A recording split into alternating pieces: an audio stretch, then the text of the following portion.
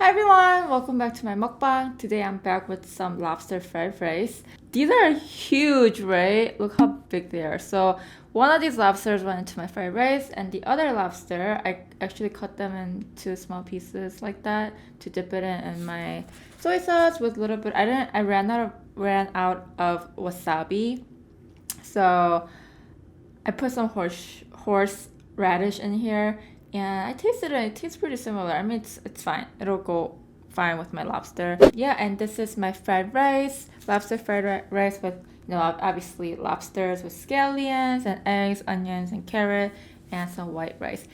By the way, this is butter fried rice, so it's extra flavorful.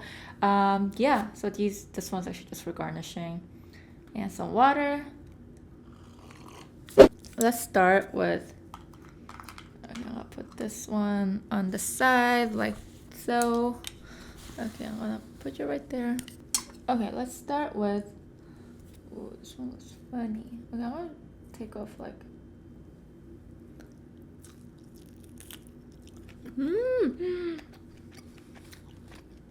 Look how big these are.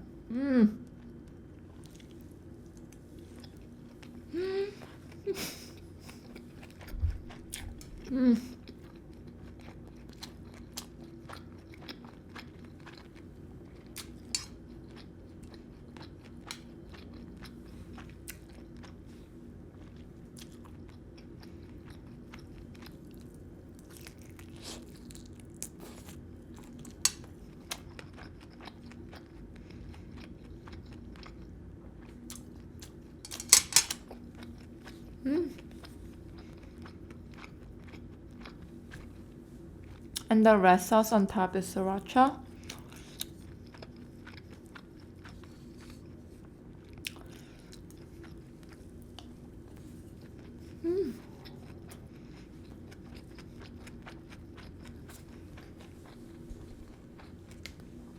I love sriracha on my fried rice.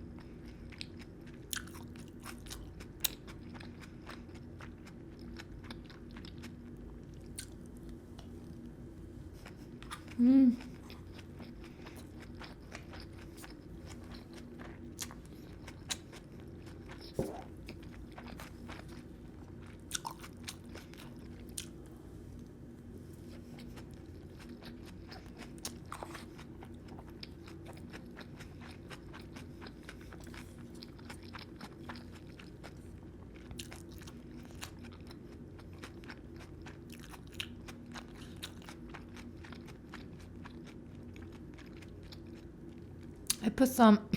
Look at this one. I put some extra black pepper in here, so that's a great kick.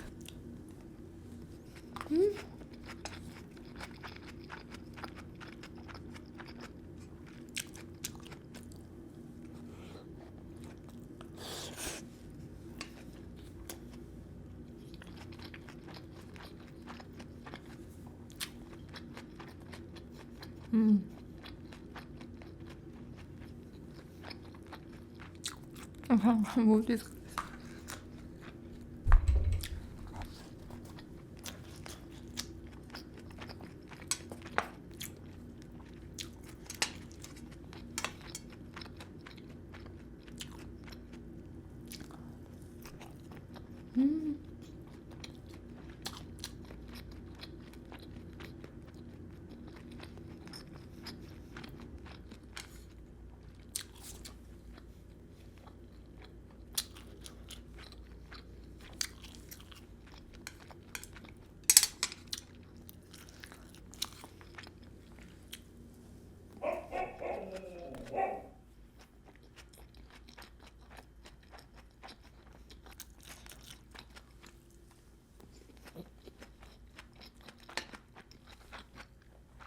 Alma's been barking a lot today.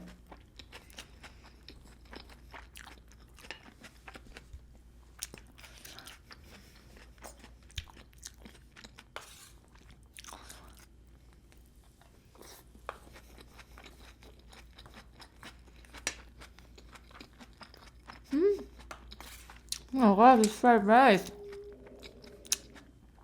See, I don't know why it's crying like that.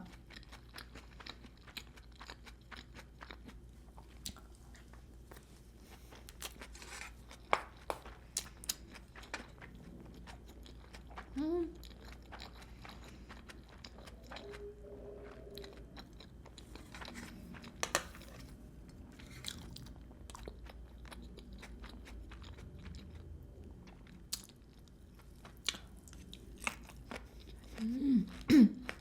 Mm. The tail part is very like chewy, like crunchy. It's more like it has more texture to it.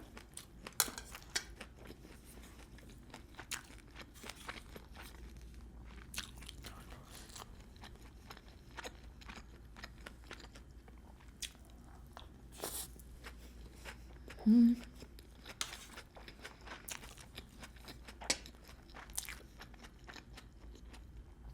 I know that this looks a lot, but it's only 2 bowls of rice.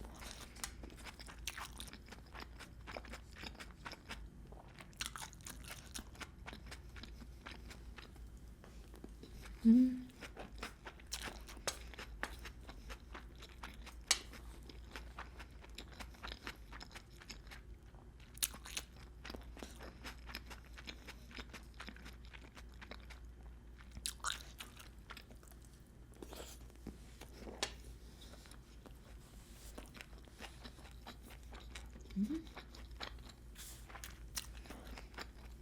Usually, so I used to add the green onions first, but today I added last and I love the texture.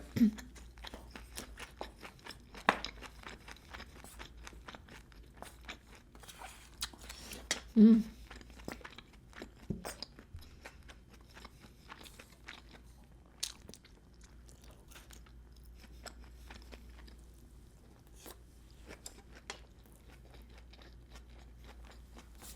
Mm.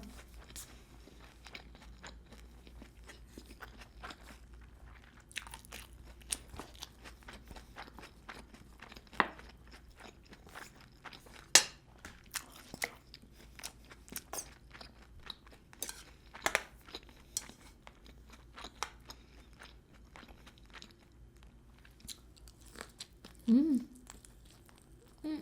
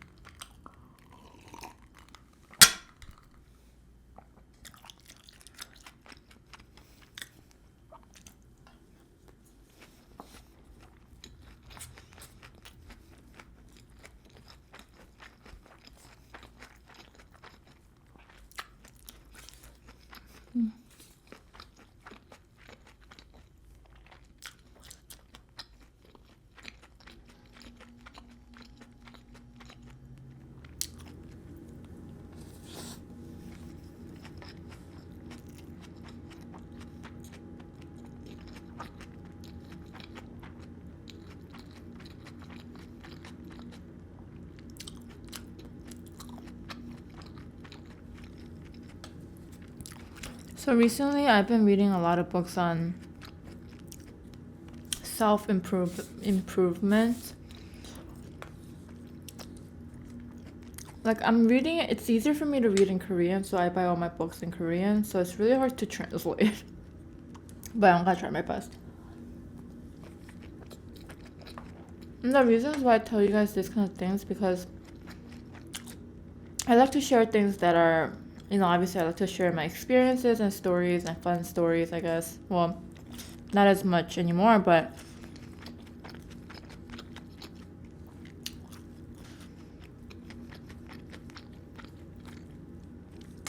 I like to share I like to share some of these. I want to share what I've been reading because it's been helping me a lot.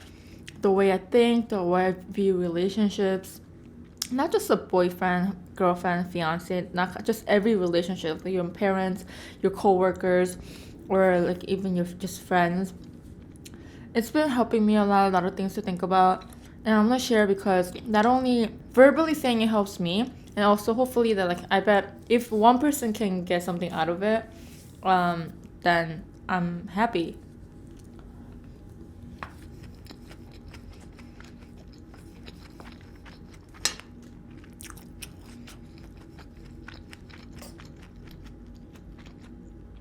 Because I feel like these are some of the things that nobody ever really laid it out for me. Nobody.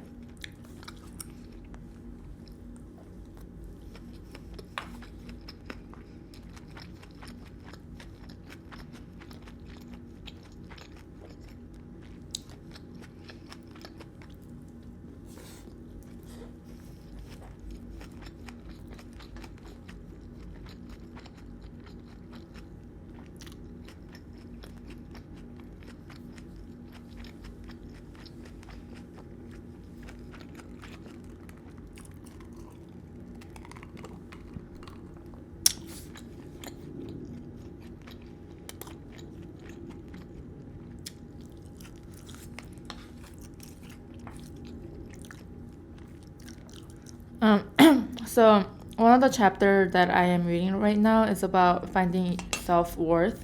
And to do that, to find your self-worth, well, the foundation of finding your self-worth comes from relationship with people. Okay, so he mentions how we view a relationship with like a hierarchy or like if let's say there's ranking 1 2 3, like one being the best obviously, right? So I'm number two, and so there's number one, like I'm always like taking their advice and listening to what they have to say because I think that they're better than me.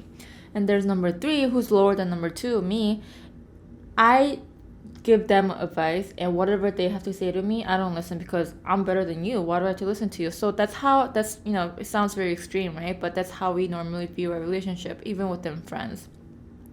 And he says that if we keep viewing our relationship like that, it's hard to find our value in ourselves because well, obviously, because I think the fact that I think I'm better than number three, it's kind of like you're fooling yourself because everybody's different, but we're all equal, right? And my relationship with number one is I always need a compliment from them because I know they're better than them, and in by them complimenting me, I find value in that. So whatever the relationship is with someone who's better, who you think is better, or someone who you think is worse than you, either way, it's hard to find the true value, like your worth. So in order to find that value in yourself is to have eye level relationship with everybody. In order to do that, so what we tend to do is we have the standard, like, okay, I'm 28. By 28, I should be like, I'm just giving you an example. By 28, you should have a car.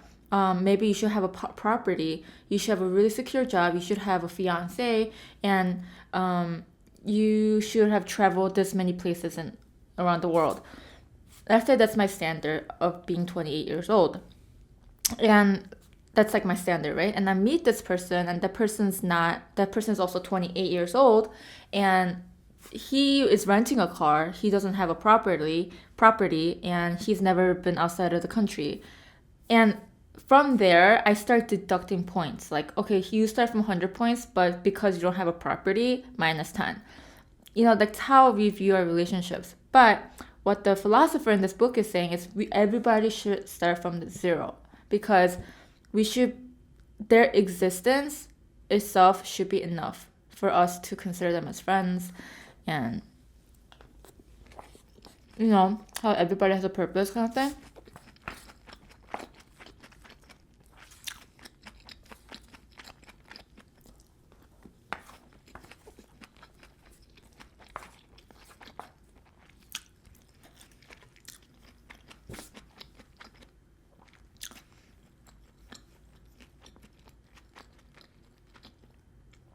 I don't think he's saying that you should be friends with everybody. It's more of everybody has a purpose. So because every single person in this world has a purpose, you have a value. And no one's life is less valuable than the other.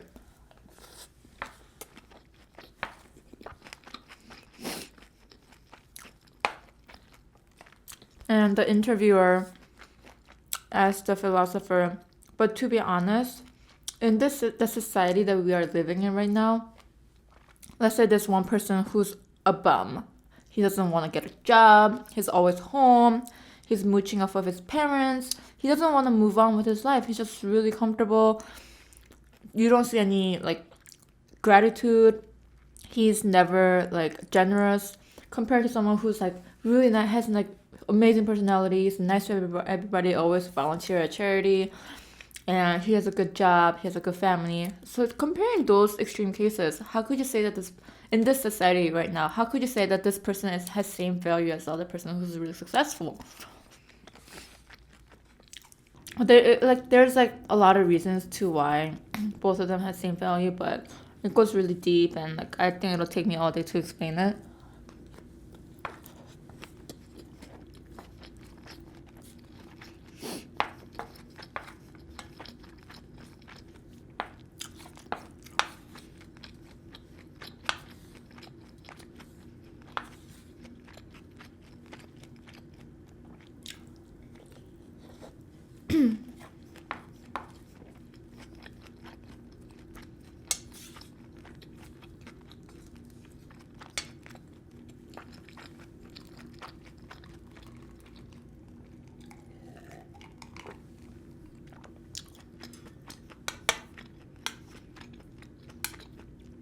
So I've been thinking a lot, and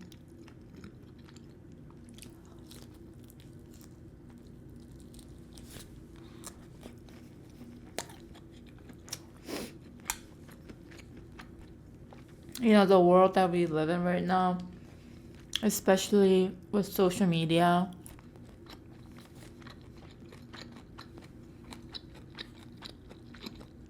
it's really hard to stay focused, finding value in yourself without comparing yourself to anybody else.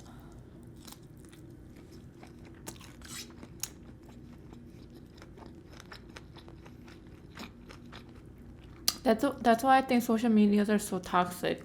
And I've been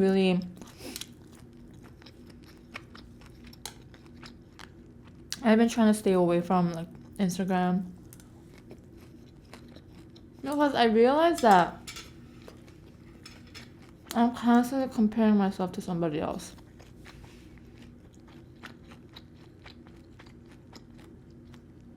And and usually, I have low self-esteem because I see these people on Instagram like, oh my gosh, they have amazing body, they look beautiful. Why do I look like this? You're constantly comparing yourself. I'm not just talking about beauty or anything, but whatever is more important to you, you're constantly, obviously, like, for example, let's say that you're interested in cooking, you're interested in traveling. So you start following these people who travels a lot, and you start comparing yourself. Oh my god, this person went to like 3 different places this month. I haven't been to any. Like, and you're like, like you start kind of deducting yourself.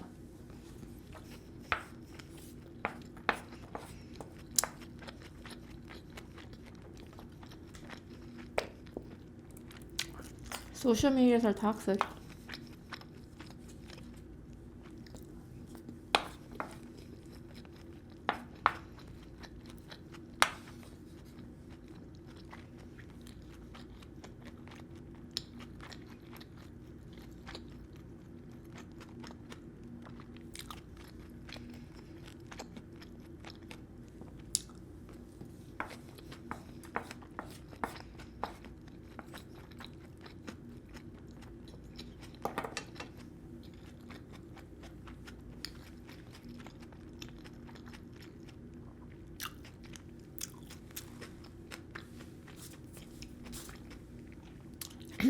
And even with friends,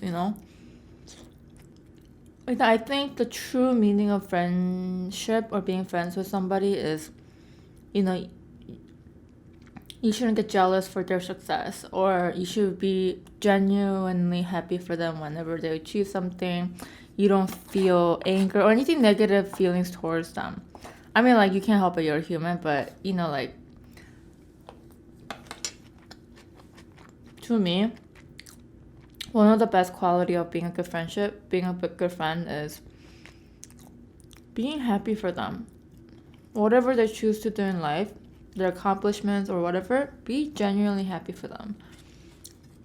And like the philosopher said, in order to do that, you have to find value in yourself too. Like, great, they're doing good, but you, as long as you know your worth, that you have purpose in life as much as that person, you will be genuinely happy for them. But you know, how easy is that? You know, but something that kind of like, I think it's a good reminder for us to have and think about.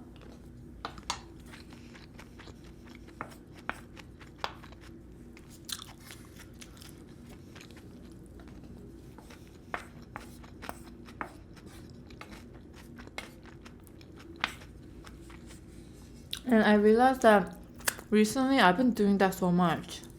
Like, always comparing myself, even if they're friends.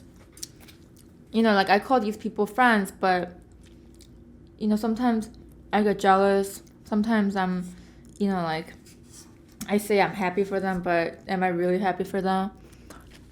And I think it's because I had a low self-esteem, or you know, like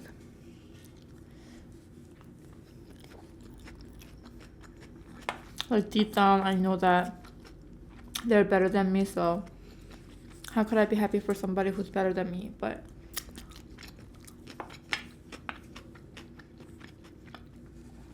if you realize that you have same purpose, or you realize that you have a purpose like them,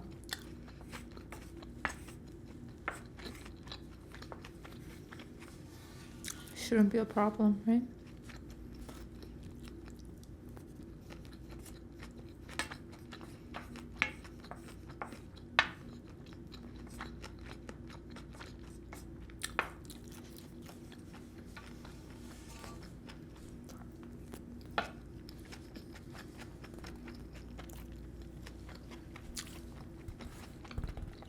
The philosopher also mentions how being too nice, like complimenting too much, can be toxic to a relationship too, because in a way it, like, there's like a, you're implying that, oh, I'm better than you, so good job, but I'm still better. Like, it's kind of implying that, like, not always. You know, I think it really depends on like a situation too, but sometimes, like a mom complimenting their kid, oh my god, you got a A on your test, good job. You know, it's implying that. Like, I don't know about you, but I have moments like where I'm complimenting my friend because, oh, I did that already. I already did that like a year ago. Like, let's say this person was like, oh my gosh, I read this like 2,000-page book. I finished it. And let's say that I read that huge, like, you know, really long book a year ago. I'd be like, oh, good job. But I read it a year ago, so I'm better than you. It's basically kind of saying that, right?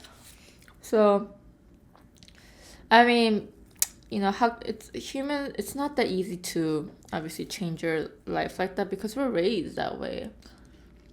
It's really hard to completely change the way you view friendship and, you know, all these things, but I think it's just like a reminder.